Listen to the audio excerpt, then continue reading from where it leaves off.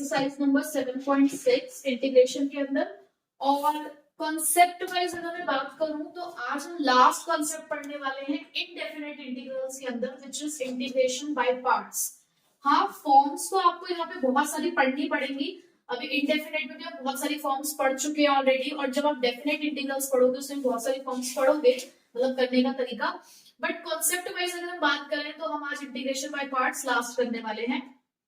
ठीक है, अब इंटीग्रेशन बाय पार्ट्स भी एक इंपॉर्टेंट हमारा कॉन्सेप्ट है जिसे सीखना बहुत जरूरी है। अगर क्वेश्चन की हम बात करें तो हाँ, बाय पार्ट्स के क्वेश्चन भी आपको देखने को मिल सकते हैं। अब जब भी आपको इंटीग्रेशन बाय पार्ट्स अप्लाई करना है तो कब हमें पता चलेगा कि हमें इंटीग्रेशन बाय पार्ट्स अप्लाई करना है? देखो, मैंने आपको कॉन्सेप्ट वाइज पढ़ाया कि कब सब्स्टिट्यूशन मेथड लगता है, कब आपको परफेक्ट स्क्वायर मेथड इस्तेमाल करना है, कब पार्शियल फ्रैक्शन। जब भी आपको आपके दो फंक्शन मल्टीप्लिकेशन में दिखे तो आप इंटीग्रेशन में बाय पार्ट्स अप्लाई करते हो।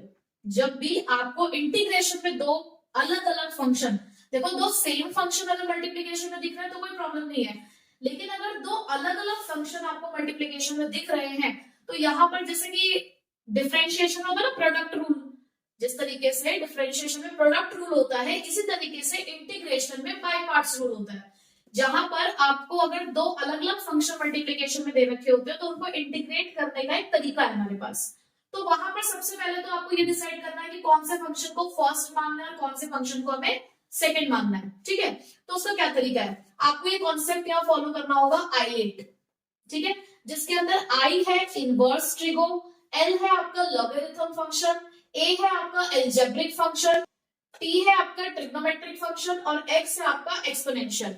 यानी कि जब भी आपको मल्टीप्लिकेशन में दे रखे होंगे फंक्शन तो उसमें से एक को फर्स्ट और दूसरे को सेकंड मानना है, तो वो इस सीरीज के अकॉर्डिंग मानना है। ठीक है, और किस तरीके से इंटीग्रेशन करोगे, जैसे सपोज करो दो फंक्शन है आपके पास मल्टीप्लिकेशन में, तो आपके पास जो फॉर्म है सॉल्व करने की वो क्या है, first integration of second function, then minus integration के अंदर डेरिवेटिव ऑफ फर्स्ट फंक्शन, और इंटीग्रेट करना है सेकेंड फंक्शन को, और जो भी दोनों का आंसर आएगा फिर उन दोनों को मिलाकर आपको इंटीग्रेशन करना है। ठीक है, तो इस पैटर्न से आप इंटीग्रेशन बाय पार्ट्स करेंगे। तो इसके लिए सबसे पहले मैंने क्वेश्चन नंबर 1 ही लिया है जो कि सबसे सिंपल है इस एक्सरसाइज का। तो देखो यहां पर भी आपको दे रखा है x इंटू साइन एक्स। अब आप मुझे बताइए कि x इनमें से कौन सा फंक्शन है, इनवर्स है, इनवर्स ट्रिगो है, लॉगरिथम है, एल्जेब्रिक है, ट्रिगो है या एक्सपोनेंशियल है? ये एक एल्जेब्रिक फंक्शन है, यानी कि x हमारे लिए एक एल्जेब्रिक फंक्शन है और sin x तो आपको पता ही है कि ट्रिग्नोमेट्रिक फंक्शन है। तो I8 के अकॉर्डिंग सबसे पहले एल्जेब्रिक आ रहा है या ट्रिगो आ रहा है? ये देखो एल्जेब्रिक आ रहा है, तो दैट मींस ये हो गया हमारे लिए फर्स्ट फंक्शन और ये हो गया हमारे लिए सेकंड फंक्शन। तो अब आप किस तरीके से इस फॉर्म का इस्तेमाल करोगे, क्या है हमारे पास फॉर्म, एक बार लिख लेते हैं चलो।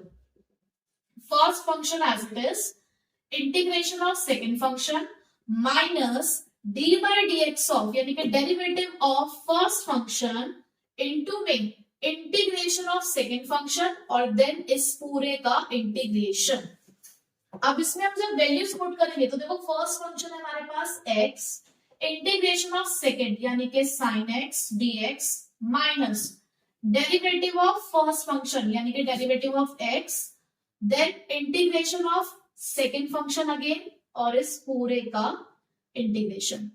तो क्या सॉल्यूशन निकल कर आया, x as it is, sin x का इंटीग्रेशन होता है minus cos x, minus derivative of x क्या होगा 1, sin x का integration minus cos x dx।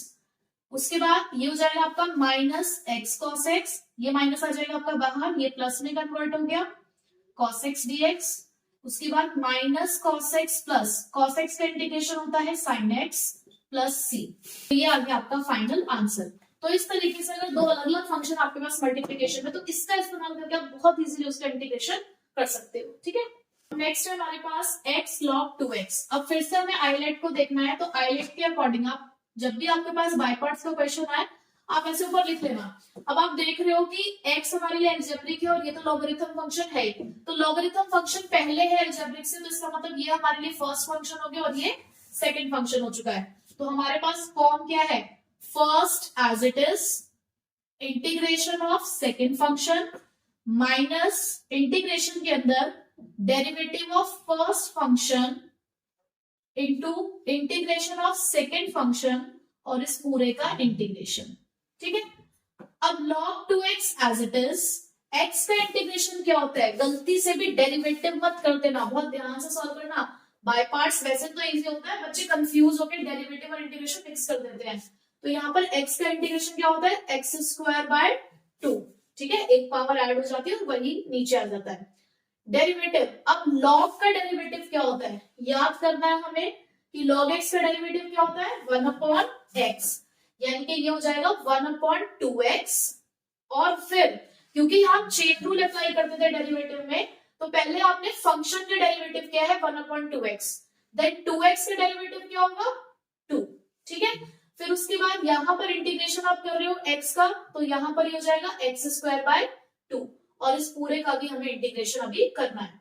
तो अभी 2 से 2 हो गया आपका कैंसिल, इस x से ये वाला x कैंसिल। अब हमारे पास बचा क्या है, log 2x, ये इसका एंगल है, into x square by 2 minus as it is. अब ये 1/2 बचा तो ये आपका बाहर आ जाएगा, और अंदर देखो सिर्फ क्या बचा हुआ है, एक x। तो अब आपके पास क्या है, log 2x x square by 2 as it is minus 1/2 as it is, x का integration x square by 2 plus c, x square by 2 log 2x minus x square by 4 plus c। ये हो गया आपका फाइनल आंसर। पास 7th question है, x sin inverse x, एक हमारे पास इनवर्स ट्रिक होगा फंक्शन। थोड़ा सा इसको करना, थोड़ा सा इसके अंदर ना एक और हमें ट्रिक अप्लाई करनी पड़ती है इसके अंदर बाय पार्ट्स यूज करते टाइम। अब जैसे कि यहाँ पर हम आइलेट को देखें तो इनवर्स ट्रिक हमारा फर्स्ट फंक्शन माना जाएगा और ये अलजेब्रिक फंक्शन हमारा सेकेंड। तो फॉर्म क्या है हमारे पास, फर्स्ट एज इट इज, यानी कि sine inverse x as it is, integration of second, उसके बाद minus derivative of first function यानी कि sine inverse x, integration of second function और इस पूरे का इंटीग्रेशन।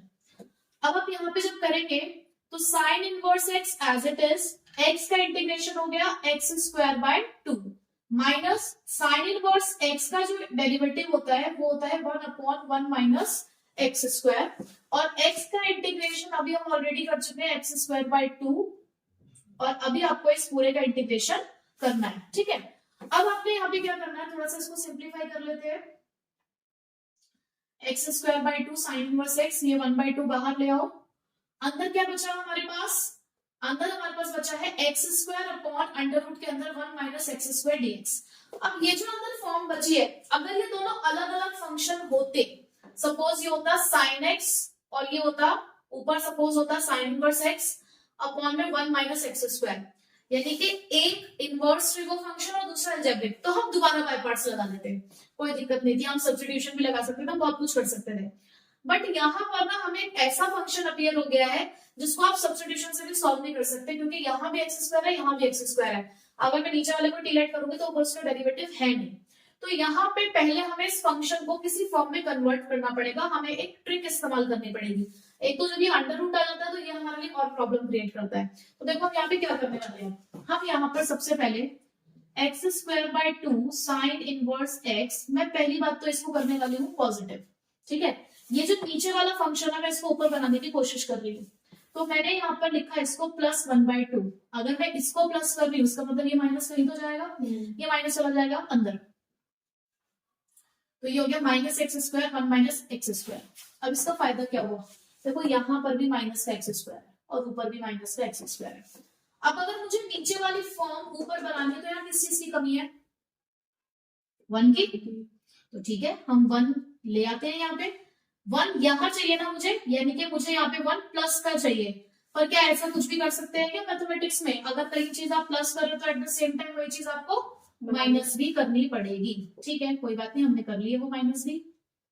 अब हम कर देते हैं डिनोमिनेटर सेपरेट, जो चीज हमें चाहिए वो एक तरफ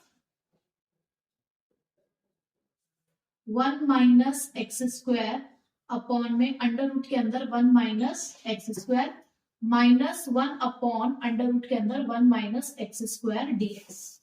ठीक है, ये दो हमारे पास अलग अलग इंटीग्रेशन हो गए हैं। ठीक, अब यहाँ पर x square by 2 sine inverse x plus 1/2। अब देखो यहाँ पर आपको दिख रहा है कि फंक्शन सेम है, पावर अलग है, ऊपर की पावर है 1 और नीचे की पावर है 1/2, तो ये ऊपर जाके पावर माइनस हो जाएगी, 1 माइनस 1/2, तो इसका मतलब 1/2 ही बचेगा। तो इसको मैं डायरेक्टली ये लिख सकती हूँ 1 माइनस एक्स स्क्वायर, और यहाँ तो ये हमारे पास है। अब इसे सॉल्व करना फिर भी आपके लिए आसान काम है, ठीक है। अब आप इसे सॉल्व कर सकते हो इजीली।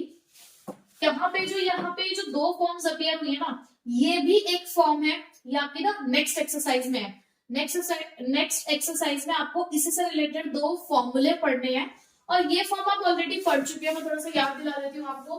आपने एक एक्सरसाइज के अंदर ये फॉर्म्स पढ़ी थी इस तरीके से, 1/√के अंदर a square minus x square, जो कि लिखा जाता है sine inverse x by a plus c।